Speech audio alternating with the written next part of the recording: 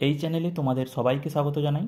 আজকের ক্লাসে সপ্তম শ্রেণীর রায় ও মার্টিন প্রশ্নবিচিত্রার গণিতের প্রথম পর্যায়ক্রমিক মূল্যায়নের প্রথম স্কুলটির অর্থাৎ আরামবাগ হাই স্কুলের যে গাণিতিক সমস্যাগুলি রয়েছে সেগুলির সমাধান করাবো।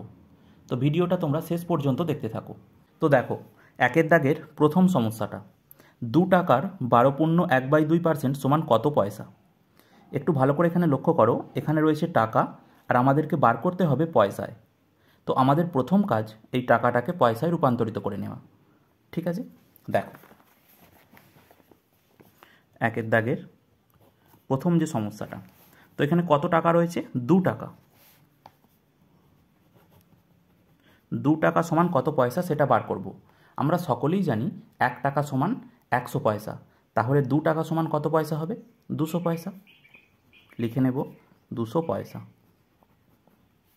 এইবার আমরা এই 200 পয়সার 12.1/2% বার করব, তাহলেই কত পয়সা হয় পেয়ে যাব। ঠিক আছে, দেখো তা লিখবো এইভাবে, 200 পয়সার 12.1/2% সমান কত পয়সা হবে সেটা আমরা বার করব। ঠিক আছে, দেখো সমান 200 গুণ 12.1/2, আর এই পার্সেন্টেজ থাকা মানে কি আমরা সকলেই জানি, এই পার্সেন্টেজ থাকা মানে এর জায়গায় আমরা লিখতে পারি 1/100। ঠিক আছে, তো এখানে গুণ 1/100। বুঝতে পারলে? এত পয়সা। তাহলে দেখো, প্রথমে আমরা এই মিশ্র ভগ্নাংশটাকে অপ্রকৃত ভগ্নাংশে নিয়ে চলে আসব। ঠিক আছে, তো 200 গুণ 12 2 24, তার সাথে 1 যোগ করলে হয় 25, আর হরে 2 ছিল 2, গুণ 1/100, এত পয়সা। এবার কাটাকাটি করব, 100 1 100, 100 2 200, 2 1 2, 2 1 2, তাহলে দেখো 1 গুণ 25 গুণ 1 মানে 25ই হবে, আর হরেতে 1 গুণ 1 মানে 1ই হবে। তো 25/1 মানে কত? 25 পয়সা। ঠিক আছে, তোমাদের অ্যান্সার বেরিয়ে গেছে। এই যে 2 টাকার 12.1/2% সমান হচ্ছে 25 পয়সা। এই যে বেরিয়েছে 25 পয়সা। এবার উত্তরটা আমরা লিখে নেবো এইভাবে, যে অতএব 2 টাকার 12.1/2% সমান হচ্ছে 25 পয়সা। এটাই অ্যান্সার। তো পরবর্তী সমস্যাটা দেখো, দ্বিতীয় সমস্যা, 2:5, 7:8 ও 3:4 এর মিশ্র অনুপাত নির্ণয় করো। তো এই অনুপাতগুলোর মিশ্র অনুপাত নির্ণয় করতে হবে। দেখো অনুপাতগুলো দেওয়া ছিল 2:5, 7:8 ও 3:4। অনুপাতগুলির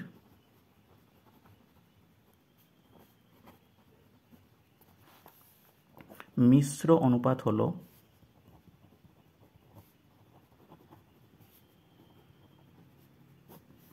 তো মিশ্র অনুপাত কিভাবে নির্ণয় করতে হবে বলো তো? দেখো এখানে যে অনুপাতগুলো দেওয়া রয়েছে এই অনুপাতগুলোর পূর্বপদগুলোর গুণ করব। প্রথমে পূর্বপদগুলোর গুণ করে আমরা পূর্বপদে লিখব, আর উত্তর পদগুলোর গুণ করে আমরা উত্তর পদে লিখব। বুঝতে পারলে? ঠিক আছে, অর্থাৎ এখানে দেখো এই অনুপাতটার পূর্বপদ কোনটা? 2। এই অনুপাতটার পূর্বপদ কোনটা? 7। এই অনুপাতের পূর্বপদ 3। তো এদের গুণ করব। তাহলে 2 গুণ 7 গুণ 3 অনুপাত। এবার আমরা উত্তর পদগুলোর গুণ করব, অর্থাৎ এই অনুপাতের উত্তর পদ হচ্ছে 5, এই অনুপাতের উত্তর পদ 8, এই অনুপাতের উত্তর পদ হচ্ছে 4। তো এদের গুণ করে আমরা উত্তর পদে লিখব 5 গুণ 8 গুণ 4। বুঝতে পারলে? দেখো এবার গুণ করে দেবো, 7 3 21, 21 2 42 অনুপাত 5 4 20, 20কে 8 দিয়ে গুণ করলে হয় 160। ঠিক আছে, এবার এটাকে একটু লঘিষ্ঠ আকারে পরিণত করব। দেখো 2 দিয়ে ভাগ করতে পারবো উভয় দিকে, তো 2 দিয়ে গেলে 2 21 42, আর 2 80 160, আর কিছু দিয়ে আমরা ভাগ করতে পারবো না। তো এটাই হয়ে গেল মিশ্র অনুপাত। তাহলে এই অনুপাতগুলোর মিশ্র অনুপাত কত হলো? 21:80। এটাই অ্যান্সার। ঠিক আছে, তো যাদের মিশ্র অনুপাত বুঝতে সমস্যা হচ্ছে তাদের বলছি কিভাবে মিশ্র অনুপাত নির্ণয় করতে হয় সেই সংক্রান্ত একটি ভিডিওর লিঙ্ক এই ভিডিওটির ডেসক্রিপশনে দেওয়া রয়েছে। তোমরা সেখান থেকে যে ভিডিওটি একবার দেখে নিও, তাহলে পরবর্তীতে আর তোমাদের অসুবিধা হবে না। ঠিক আছে, তো দেখো এর পরবর্তী সমস্যাটা দেখো, 3 নম্বর সমস্যা, 5x² এই বীজগাণিতিক সংখ্যামালায় 5x এর সহগ কত? তো এই বীজগাণিতিক সংখ্যামালায় 5x এর সহগ কত সেটা আমাদের বার করতে হবে। দেখো 3 নম্বর সমস্যাটা, বীজগাণিতিক সংখ্যামালাটা ছিল 5x²। এই বীজগাণিতিক সংখ্যামালায় 5x এর সহগ বার করতে হবে। দেখো এই 5x² এটাকে এইভাবে লিখছি 5x × x, লেখাই যায় এইভাবে। দেখো এখানে x এর সহগ কত? 5, এখানে x এর সহগ কিছু নেই মানে 1 রয়েছে, তো 5-এর সাথে 1 গুণ করো কত হবে? 5 হবে। আর x এর সাথে x গুণ করলে x² হয়, তাহলে এটা সমান এটা আমরা লিখতে পারি। ঠিক আছে, এইবার তোমরা সকলেই জানো যে গুণ বিনিময় নিয়ম মেনে চলে, অর্থাৎ 2-এর সাথে 3 গুণ করলে আমরা যা পাবো 3-এর সাথে 2 গুণ করলে আমরা একই জিনিস পাবো। ঠিক আছে, মানে 2 গুণ 3 যা জিনিস, 3 গুণ 2 তাই জিনিস, একই জিনিস। বুঝতে পারলে? তো 5x গুণ x, তো এখন আমি এই এক্সটাকে প্রথমে লিখছি, অর্থাৎ x × 5x লিখছি, একই ব্যাপার হলো। তাহলে এবার তোমরাই বলো এই 5x এর সহগ কত হলো? 5x এর সহগ হচ্ছে x। বুঝতে পারলে? এটাই জানতে চেয়েছিল। তাহলে 5x² এই বীজগাণিতিক সংখ্যামালায় 5x এর সহগ হচ্ছে x। তাহলে উত্তরটা এইভাবে লিখে নেব, অতএব 5x² এই বীজগাণিতিক সংখ্যামালায় 5x এর সহগ x, এটাই অ্যান্সার। বুঝতে পারলে? পরবর্তী সমস্যাটা দেখো, 4 নম্বর সমস্যা, শূন্যস্থান পূরণ করো। 15 ডিগ্রি কোণটি একটি ড্যাশ কোণ, অর্থাৎ এই 15 ডিগ্রি কোণ এটা কি কোণ সেটা লিখতে হবে। দেখো তোমরা সকলেই বুঝতে পেরে গেছো কি কোণ হবে। 15 ডিগ্রি, এই কোণটা 0 ডিগ্রির থেকে বড়, 90 ডিগ্রির থেকে ছোট, তাহলে 0 ডিগ্রির থেকে বড় আর 90 ডিগ্রির থেকে ছোট সমস্ত কোণকে কি কোণ বলে? সূক্ষ্ম কোণ বলে। তাহলে 15 ডিগ্রি কোণটি কি কোণ হবে? সূক্ষ্ম কোণ। বুঝতে পারলে? তাহলে এখানটায় কি লিখবে? দেখো এখানে কোণ দেওয়াই রয়েছে, তোমরা এখানে শুধু সূক্ষ্ম লিখে দেবে, সূক্ষ্ম কোণ। ঠিক আছে, বুঝতে পারলে? দেখো 2-এর দাগেরগুলো দেখো। 2-এর দাগের প্রথম সমস্যাটা, সুহাসবাবুর তাঁর মাসিক আয়ের 66.2/3% খরচ করেন। তিনি যদি মাসে 3,250 টাকা খরচ করেন তবে তার মাসিক আয় কত? ভালো করে অঙ্কটা বোঝো। সুহাসবাবু তাঁর মাসিক আয়ের 66.2/3% খরচ করছে। আবার বলছে সুহাসবাবু যদি মাসে 3,250 টাকা খরচ করেন তাহলে তাঁর মাসিক আয় কত? দেখো 2-এর দাগের প্রথম যে সমস্যাটা, তো এই সমস্যাটা অনেক রকমভাবে সমাধান করা যায়, তার মধ্যে আমি একটিভাবে দেখিয়ে দিচ্ছি। ঠিক আছে, একটা রকম পদ্ধতি আমি দেখাচ্ছি। তো সুহাসবাবুর মাসিক আয় বার করতে বলেছিল, তো সুহাসবাবুর মাসিক আয় সমান, দেখো এখানে বলেছে মাসিক আয়ের 66.2/3% খরচ করছে। আবার এখানে বলা রয়েছে তিনি যদি মাসে 3,250 টাকা খরচ করেন তাহলে তার মাসিক আয়ের এত পার্সেন্ট খরচ করা যা আর মাসে এত টাকা খরচ করা একই জিনিস বোঝাচ্ছে। তাহলে আমরা কি করব? এই 3,250কে 66.2/3% দিয়ে ভাগ করে দেব, তাহলেই তো আমার মাসিক আয়টা আমরা পেয়ে যাব। ঠিক আছে, তাহলে দেখো এটা এইভাবেই লিখব যে 3,250 ভাগ 66.2/3%। বুঝতে পারলে? সমান 3,250 ভাগ, দেখো এই 66.2/3 এটা মিশ্র ভগ্নাংশ, এটাকে আমরা অপ্রকৃত ভগ্নাংশে কনভার্ট করব। ঠিক আছে, তাহলে 66কে 3 দিয়ে গুণ করলে হয় 198, তার সাথে 2 যোগ করব, তার সাথে 2 যোগ করলে হয় 200, 200/3। এখানে পার্সেন্টেজ ছিল, একটু ভালো করে এই জায়গাটা বোঝো। 200/3 এটা মানে 200/3, আর পার্সেন্টেজ মানে আমরা জানি কি 1/100, তাহলে 100টা কোথায়? নিচে, তাহলে এইখানে আমরা 100 লিখব। বুঝতে পারলে? ঠিক আছে, তাহলে এটা হবে 200/3 গুণ 100। ঠিক আছে, সমান এত টাকা। তাহলে 3,250, এবার ভাগ চিহ্নটাকে আমরা গুণ চিহ্ন করে নেব। গুণ চিহ্ন করলে অনন্যক করতে হয়, তাহলে 3 গুণ 100টা উপরে যাবে, 200টা নিচে আসবে। 3 গুণ 100 মানে 300/200, এত টাকা। ঠিক আছে, এবার 100 দিয়ে কাটাকাটি করি, 100 2 200, 103 300, 2 1 2, আর 3250কে 2 দিয়ে ভাগ করছি, তার মানে হবে 1625। ঠিক আছে, তো 1625-এর সাথে 3 গুণ, সেটাই অ্যান্সার। 3 5 15 5 হাতে 1, 3 2 6 রাখে 7, আর 3 16 48, 4875 টাকা। তাহলে সুহাসবাবুর মাসিক আয় 4875 টাকা, এটাই অ্যান্সার। বুঝতে পারলে? ঠিক আছে, পরবর্তী সমস্যাটা দেখো। দ্বিতীয় সমস্যা, কোনো এক ট্রেনিং সেন্টারে 1050 জন ব্যক্তি ট্রেনিং নিতে এসেছেন। তাদের 3টি বড় হল ঘরে 11:3:3:1/2 অনুপাতে বসতে দেওয়া হয়েছে। প্রতি হল ঘরে কতজন বসবেন? ভালো করে অঙ্কটা বোঝো। দেখো, কোনো এক ট্রেনিং সেন্টারে এতজন ব্যক্তি ট্রেনিং নিতে এসেছেন। তাদের 3টে বড় হল ঘরে এই অনুপাতে বসতে দেওয়া হয়েছে। প্রতি হল ঘরে কতজন বসবেন এটা বার করতে বলেছে। দেখো, এখানে 3টি বড় হল ঘরে, তো 3টি বড় হল ঘর আমি ধরে নিচ্ছি প্রথম হল ঘর, দ্বিতীয় হল ঘর আর তৃতীয় হল ঘর। ঠিক আছে, তাহলে প্রথম হল ঘর, দ্বিতীয় হল ঘর ও তৃতীয় হল ঘরে ব্যক্তিদের বসার অনুপাত কত দেওয়া রয়েছে। ঠিক আছে, দেখো এটাই আমরা লিখব প্রথমে, তারপর আমরা আনুপাতিক ভাগার বার করব, যেভাবে সমাধানটা তারপর করতে হয় করব। দেখো, তাহলে আমি লিখে নেব এইভাবে যে প্রথম কমা দ্বিতীয় ও তৃতীয় হল ঘরে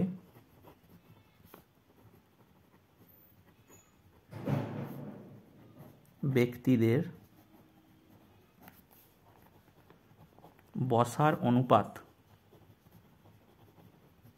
সমান হচ্ছে 11:3:3:1/2। তো এখানে একটা মিশ্র ভগ্নাংশ আছে, এটাকে আমরা অপ্রকৃত ভগ্নাংশে নিয়ে আসবো। প্রথমে দেখো 11:3:3 2 6, 6 রাখে 7, মানে 7/2। দেখো একটা ভগ্নাংশ চলে এসছে অনুপাতে, তো ভগ্নাংশ রাখলে হবে না, আমাদেরকে পূর্ণ সংখ্যার অনুপাতে পরিণত করতে হবে। তার জন্য কি করতে হবে? হরে যে সংখ্যাগুলো থাকবে তাদের লসাগু করতে হয়। ঠিক আছে, তো এখানে দেখো হরে 2 রয়েছে, এখানে হরে কিছু নেই মানে 1 রয়েছে, এখানে হরে কিছু নেই মানে 1 রয়েছে, তো 2, 1 আর 1 এদের লসাগু কত? 2 হয়। তো লসাগু যেটা বেরোবে সেটাকে উভয় পদে গুণ করতে হয়। ঠিক আছে, অর্থাৎ এখানে 11-র সাথে 2 গুণ হবে অনুপাত, 3-3-এর সাথে 2 গুণ করতে হবে অনুপাত, এই 7/2-কে 2 দিয়ে গুণ করে দিতে হবে। বুঝতে পারলে? ঠিক আছে, তো 11 2 22 অনুপাত 3 2 6 অনুপাত 2 2 কেটে যাবে, কত হবে? 7। 22:6:7। ঠিক আছে, পূর্ণ সংখ্যার অনুপাতে বেরিয়ে গেল। এইবার আমরা আনুপাতিক ভাগার বার করব, অর্থাৎ এইভাবে লিখব, প্রথম হল ঘরে ব্যক্তিদের বসার আনুপাতিক ভাগার কত হবে? দেখো মোট কত ভাগ? 22 আর 6 28, 28 আর 7 35, তাহলে সেটাকে নিচে লিখে দিতে হয়। তার মধ্যে প্রথম হল ঘরে কতজন বসেছে, মানে 22, তাহলে 35 ভাগের মধ্যে 22 ভাগ, তাহলে 22/35 এত অংশ। বুঝতে পারলে? ঠিক আছে, এটা হয়ে গেল প্রথম হল ঘরে ব্যক্তিদের বসার আনুপাতিক ভাগার। এবার দ্বিতীয় হল ঘরে ব্যক্তিদের বসার আনুপাতিক ভাগার কত হবে? মোট ভাগ কত? 35 ভাগ, এর মধ্যে দ্বিতীয়তে কত? 6, তাহলে 6/35 এত অংশ। এবার তৃতীয় হল ঘরে বার করব,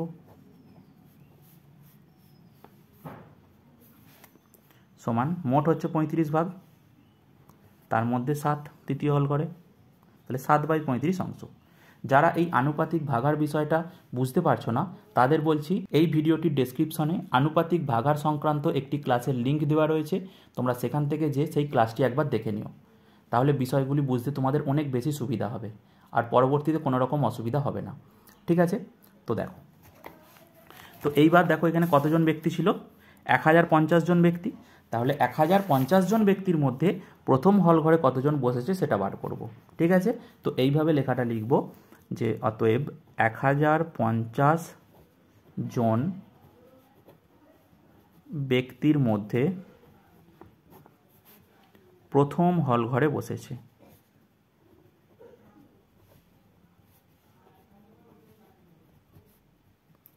দেখো 1050 গুণ প্রথম হল ঘরে ব্যক্তিদের বসার আনুপাতিক ভাগার কত, সেটা 22/35, তাহলে 22/35। মানে প্রথম হল ঘরে ব্যক্তিদের বসার আনুপাতিক ভাগার দিয়ে গুণ করে দেবো, ঠিক আছে। তাহলে এত জন, এখন আর অংশ লিখবো না, এখন লিখবো জন, এত জন, ঠিক আছে।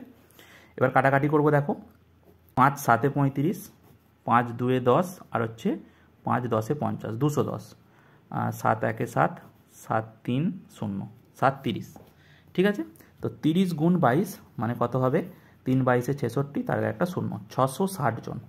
এটা হচ্ছে প্রথম হল ঘরে বসেছে 660 জন। এবার একইভাবে দ্বিতীয় হল ঘরে বার করব,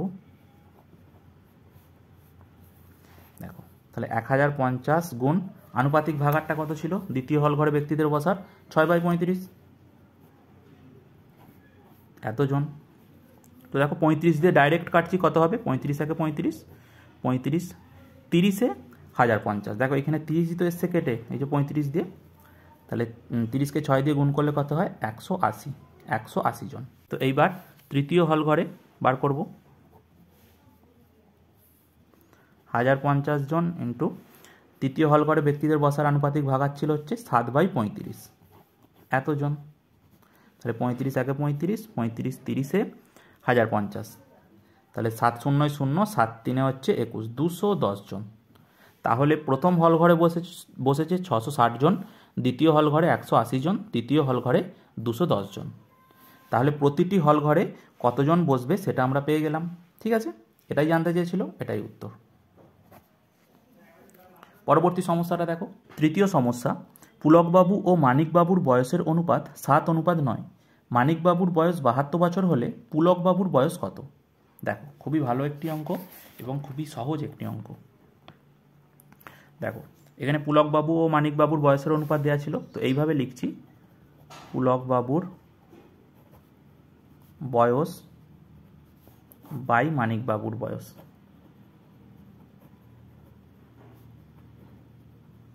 সমান, অনুপাত দেওয়া ছিল 7:9, তো সেটাকে এইভাবে লিখছি 7/9, বুঝতে পারলে, ঠিক আছে। এইবার দেখো আমাদের মানিকবাবুর বয়সটা কিন্তু বলা ছিল, এই যে মানিকবাবুর বয়স 72 বছর, তো মানিকবাবুর বয়সের জায়গায় কত, 72 বসিয়ে দেবো, বা পুলকবাবুর বয়স বাই মানিকবাবুর বয়স হচ্ছে 72 সমান হচ্ছে 7/9। এখান থেকে আমরা বার করব পুলকবাবুর বয়সটা, দেখো, বা পুলকবাবুর বয়স সমান, দেখো এদিকে 72টা ভাগ আকারে রয়েছে, সেটা সমান চিহ্নের ডান দিকে গেলে গুণ আকার হয়ে যাবে, ঠিক আছে। তো এদিকে 7/9 আছে, লিখবো, গুণ দিয়ে 72 লিখে দেবো, বুঝতে পেরেছ, ঠিক আছে। তো 9 1 9, 9 8 72, তো 7 গুণ 8 মানে 56, 56/1 মানে কত হবে, 56 হবে। অতএব পুলকবাবুর বয়স সমান হচ্ছে 56। তো এবার এখানে উত্তরটা লিখবো যে অতএব পুলকবাবুর বয়স 56 বছর, ঠিক আছে, এটাই অ্যান্সার, এটাই জানতে চেয়েছিল, ঠিক আছে। তো এটা আরেকটু সোজাভাবে করা যায়, সেটাও দেখিয়ে দিচ্ছি, দেখো পুলকবাবুর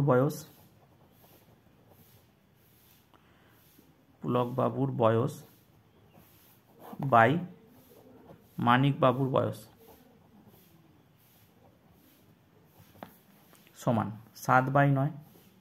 এইবার মানিকবাবুর বয়সটা বলা ছিল 72 বছর, দেখো একটু ভালো করে এই জায়গাটা বুঝে নাও, মানিকবাবুর বয়স কত আসবে, 72, ঠিক আছে। তো এখানে রয়েছে 9, তো 9-এর সাথে কত গুণ করলে 72 হবে, তোমরা বুঝতেই পেরে গেছো যে 8 গুণ করতে হবে। তো ভগ্নাংশের হরে আমরা 8 গুণ করছি, তাহলে লবকেও আমাদের 8 দিয়ে গুণ করতে হবে, এটাই নিয়ম, হরে আমরা যা গুণ বা ভাগ করব লবকেও আমাকে সেটা দিয়ে গুণ বা ভাগ করতে হবে। তাহলে 7 গুণ 8 করতে হবে, তো 7 8-এ কত, 56।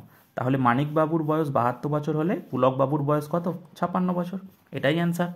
অতএব পুলকবাবুর বয়স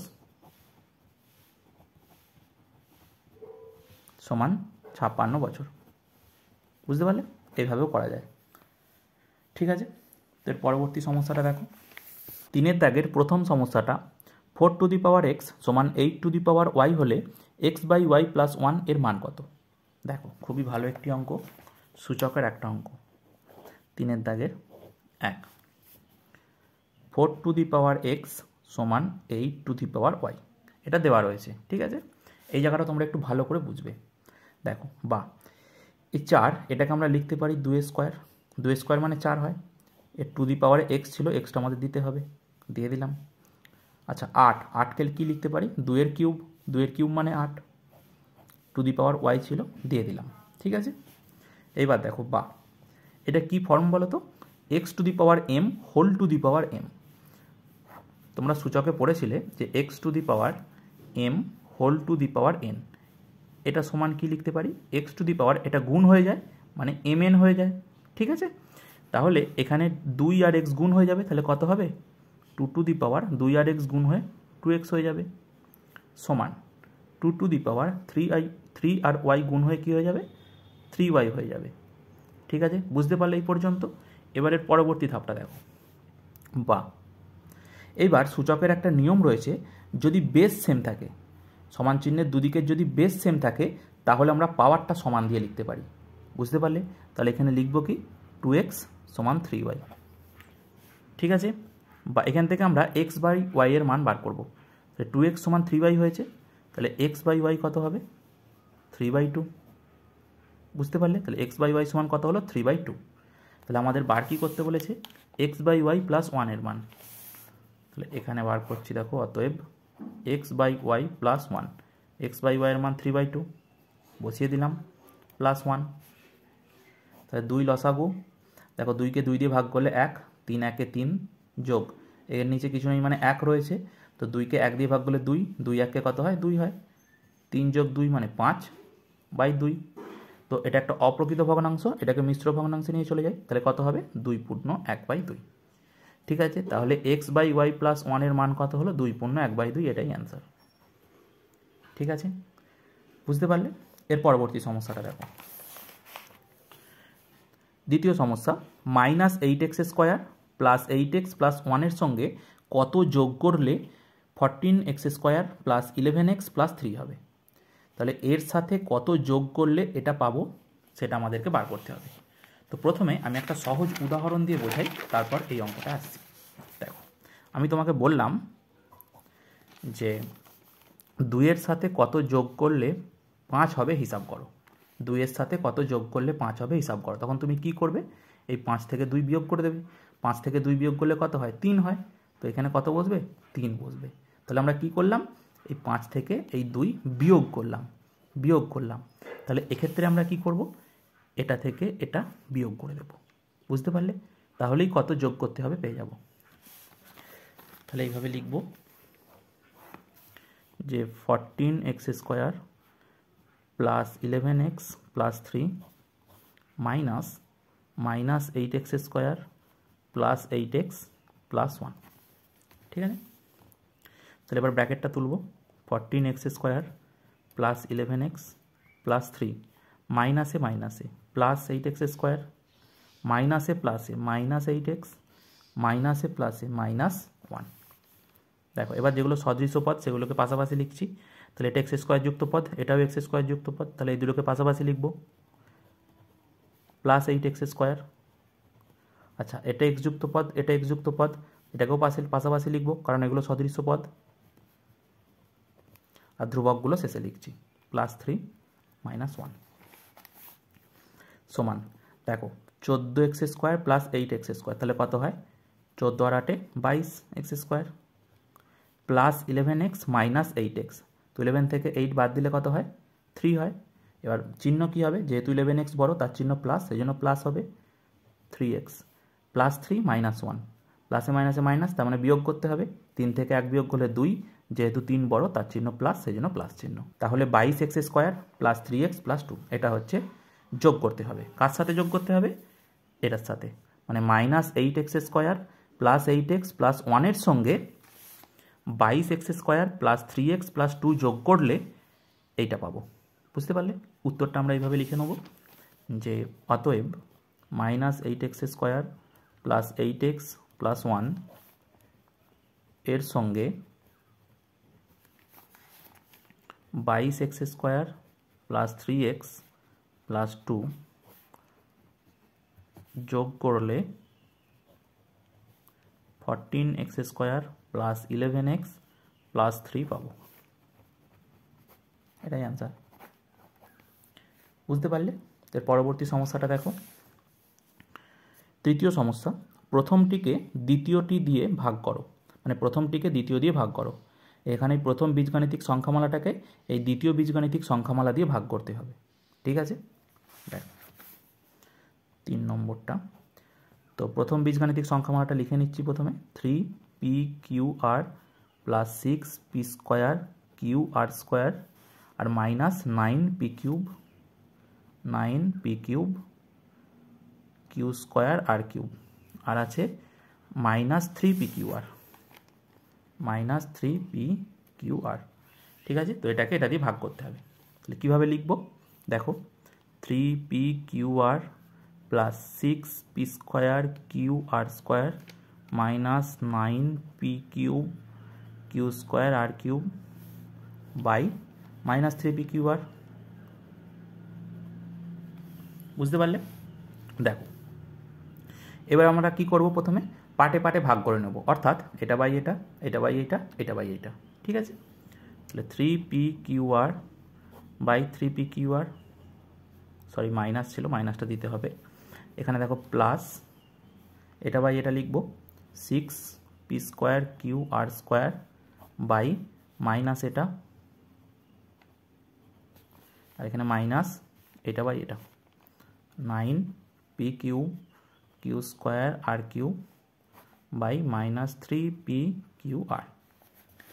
ঠিক আছে, তো এইবার এই ভাগটা দুভাবে করা যায়, একটা সূচকের নিয়ম অনুযায়ী, একটা এমনি নর্মাল উপর নিচে কাটাকাটি করে। ঠিক আছে, দেখো সমান লবেতে 3p/q/r রয়েছে, হরেতে 3p/q/r রয়েছে, তাহলে একই জিনিস রয়েছে, মাইনাসটা এখন বাদ দাও, তাহলে এটা কেটে যাবে।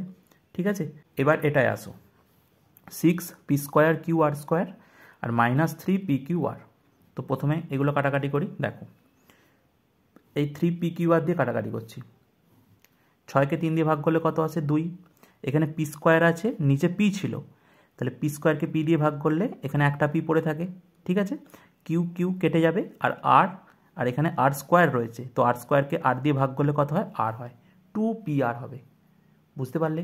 ঠিক আছে, আর এটাই আসো এবার দেখো 3p/q/r দিয়ে কাটাকাটি করব, তাহলে 3 3 9, এখানে p³ ছিল, এখানে p ছিল, তাহলে p² থাকবে, এখানে q², এখানে q ছিল, তাহলে q² থাকবে, আর এখানে r³ ছিল, এখানে r ছিল, তাহলে r² থাকবে।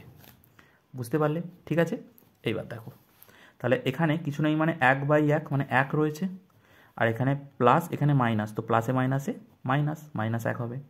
বুঝতে পারলে? ঠিক আছে, এবার দেখো এখানে প্লাস 2pr/-1, ভালো করে খেয়াল করো, প্লাস 2pr/-1, আমি এক লাইন লিখছি তোমাদের বোঝার সুবিধার্থে।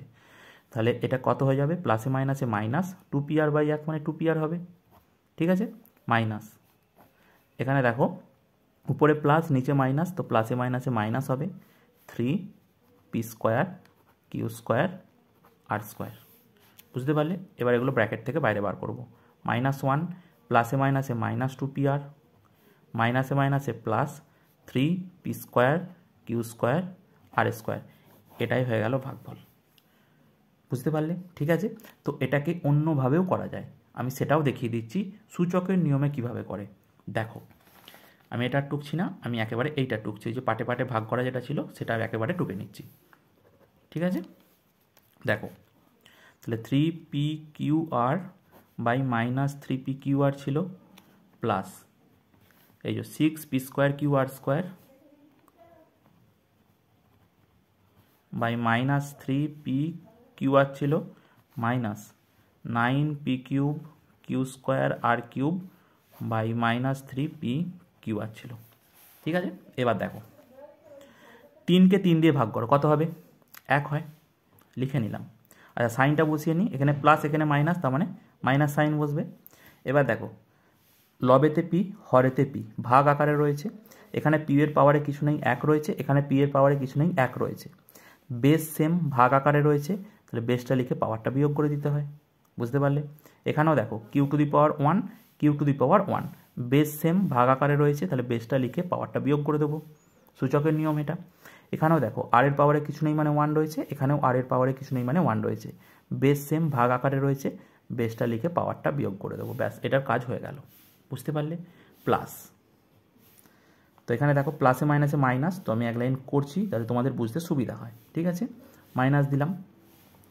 6কে 3 দিয়ে ভাগ করো, কত হবে? 2 হবে, লিখে নিলাম। এখানে পি এর পাওয়ারে 2, এখানে পি এর পাওয়ারে কিছু নেই মানে 1 রয়েছে, বেস সেম ভাগ আকারে রয়েছে, বেসটা লিখে পাওয়ারটা বিয়োগ করে দিতে হয়, এটা সূচকের নিয়ম। ঠিক আছে, বুঝতে পারলে? তাহলে 2 মাইনাস 1, দেখো বেস সেম ভাগ আকারে রয়েছে, পাওয়ারটা বিয়োগ করে দেবো, কিউ টু দি পাওয়ার এর পাওয়ারে 1, এর পাওয়ারেও 1, তাহলে 1 বিয়োগ 1। এখানেও দেখো বেস সেম, তাহলে পাওয়ারটা বিয়োগ হয়ে যাবে, বেসটা লিখবো, পাওয়ারটা বিয়োগ করে দেবো 2 থেকে, এর পাওয়ারে কিছু নেই মানে 1 আছে, এর কাজ হয়ে গেল। এবার আমাদেরকে এর কাজটা করতে হবে। মাইনাস চিহ্ন ছিল, দিলাম, ব্র্যাকেট দেব, এখানে প্লাস এখানে মাইনাস, তার মানে প্লাসে মাইনাসে মাইনাস হবে। এটুকু নিশ্চয়ই সকলেই বুঝতে পারছো। এবার দেখো 9কে 3 দিয়ে ভাগ করব, 9কে 3 দিয়ে ভাগ করলে কত হয়? 3 3 9, 3 হলো। এখানেও পি এখানেও পি, বেস সেম রয়েছে, পাওয়ার দেখো 3, পাওয়ার এখানে কিছু নেই মানে 1, ভাগ আকারে রয়েছে, তাহলে কি লিখবো? P two the power 3 minus 1 লিখে নিলাম। দেখো এখানে কিউ, এখানেও কিউ, এর পাওয়ারে 2, এর পাওয়ারে 1, তাহলে কিউ টু দি পাওয়ার কী লিখবো? 2 মাইনাস 1। এখানে দেখো আর, এখানেও আর, বেস সেম ভাগ আকারে রয়েছে, বেসটা লিখে পাওয়ারটা বিয়োগ, 3 থেকে কত বিয়োগ করব? এখানে আর এর পাওয়ারে কিছু নেই মানে 1 রয়েছে, ব্যাস হয়ে গেল। ঠিক আছে, এবার আমরা এটাকে সিম্পলিফাই করব। দেখো -1, পি টু দি পাওয়ার 0, 1 থেকে 1 বিয়োগ করলে 0, কিউ টু দি পাওয়ার কত হবে? 0, আর টু দি পাওয়ার কত হয়ে যাবে? 0, প্লাস -2, পি টু দি পাওয়ার 2 থেকে 1 বিয়োগ মানে 1, কিউ টু দি পাওয়ার 1 থেকে 1 বিয়োগ মানে 0, আর টু দি পাওয়ার 2 থেকে 1 বিয়োগ মানে 1, -3, পি টু দি পাওয়ার 3 থেকে 1 বিয়োগ মানে 2, কিউ টু দি পাওয়ার 2 থেকে 1 বিয়োগ মানে 1, আর টু দি পাওয়ার 3 থেকে 1 বিয়োগ মানে 2 হলো। -1, পি টু দি পাওয়ার 0 সমান কত লিখতে পারি বলো তো? 1 লিখতে পারি। কিউ টু দি পাওয়ার 0 কত হবে? 1 হবে, কারণ আমরা সূচকের নিয়মে এটাও পড়েছি এ টু দি পাওয়ার 0 সমান কত হয়? 1 হয়, যেখানে এটা নট ইকুয়াল টু 0। ঠিক আছে, তো এখানে পি টু দি পাওয়ার 0 মানে কত লিখবো? 1 লিখবো। কিউ টু দি পাওয়ার 0 কত? 1, আর টু দি পাওয়ার 0 কত? 1, তাহলে -1 গুণ 1 গুণ 1 গুণ 1 কত হবে? -1ই হবে, তাহলে -1 লিখে দিলাম একবারে। বুঝতে পারলে? ঠিক আছে, প্লাস এখানে মাইনাস, কী হবে? মাইনাস। দেখো 2, পি টু দি পাওয়ার 1 মানে পি, কিউ টু দি পাওয়ার 0 মানে 1, আর আর টু দি পাওয়ার 1 মানে আর, তাহলে -2 ইন্টু পি ইন্টু 1 ইন্টু আর, তাহলে কী হয়ে যাবে? -2 পি আর হবে, কারণ 1টা তো, এটা তো 1, কিউ টু দি পাওয়ার 0 মানে তো 1, তো 2 এর সাথে 1 গুণ করলে তো 2 হয়, তাই না? তাহলে 2 পি আর হয়ে গেল। ঠিক আছে, মাইনাসে মাইনাসে প্লাস, দেখো 3 P square, Q to the power 1 মানে কিউ, আর আর স্কোয়ার, এটাই হয়ে গেল নির্ণেয় ভাগফল। এখানে দেখো এটাই পাওয়া গেছিলো 3 পি স্কোয়ার কিউ স্কোয়ার আর স্কোয়ার। এখানে দেখো 3, সরি এই জায়গাটায় কিছু একটা ভুল হয়েছে, এই জায়গাটায় ভুলটা হয়েছিল, এখানে কিউ স্কোয়ার ছিল, এখানে কিউ দিয়ে ভাগ করছি, তো এখানে শুধু কিউ থাকে। ঠিক আছে, তো এটা শুধু কিউ হবে, স্কোয়ার হবে না, শুধু কিউ হবে। হ্যাঁ, এবার দেখো এখানে 3 P square Q R square. ঠিক আছে, এটাই পাওয়া গেছে, এটাই অ্যান্সার। বুঝতে পারলে? ঠিক আছে, তোমরা যেভাবেই করো একই অ্যান্সার আসবে এবং দুটোই সঠিক। ঠিক আছে, পরবর্তী সমস্যাটা দেখো। 4 দাগের প্রথম সমস্যা, স্কেল, পেন্সিল ও কম্পাসের সাহায্যে 45 ডিগ্রি কোণ অঙ্কন করো এবং কোণটির সমদ্বিখণ্ডক অঙ্কন করো ও দৈর্ঘ্যটি মেপে লেখো, প্রতিটি কোণের মান কত? দেখো এটা আমি বলে দিচ্ছি, তোমরা বাড়িতে নিজেরা করবে। ঠিক আছে, তো প্রথমে স্কেল, পেন্সিল, কম্পাসের সাহায্যে কী করতে হবে? 45 ডিগ্রি একটা কোণ অঙ্কন করতে হবে। তো সেটা কিভাবে করব? প্রথমে 90 ডিগ্রি একটা কোণ আঁকতে হবে, সেটাকে সমদ্বিখণ্ডিত করে দিলেই আমরা 45 ডিগ্রি কোণ পেয়ে যাব। এইবার এই যে 45 ডিগ্রি কোণটা পাবো, সেটার সমদ্বিখণ্ডক আঁকতে বলেছে, মানে সেটাকেও আবার সমদ্বিখণ্ডিত করতে হবে। ঠিক আছে, এবার দৈর্ঘ্যটা মেপে লিখতে হবে, আর প্রতিটা কোণের মান কত সেটা লিখতে হবে। তাহলে 45 ডিগ্রি কোণকে যদি সমদ্বিখণ্ডিত করা হয়, তাহলে প্রতিটা কোণের মান কত হবে? 22.5 করে হবে। তোমরা মেপে দেখবে, দেখতে পাবে। ঠিক আছে, আশা করি এটা তোমরা করতে পারবে, এটা তোমাদের বাড়ির জন্য কাজ দেওয়া রইল। তো আজকে এই স্কুলটারই সমাধান করালাম। পরবর্তী ক্লাসে এই 2 নম্বর যে স্কুলটা রয়েছে, 2 নম্বর স্কুলের যে গাণিতিক সমস্যাগুলো রয়েছে সেগুলোর সমাধান করাবো। পরবর্তী ক্লাসগুলি দেখার জন্য তোমরা এই চ্যানেলটিকে সাবস্ক্রাইব করতে পারো। Thank you.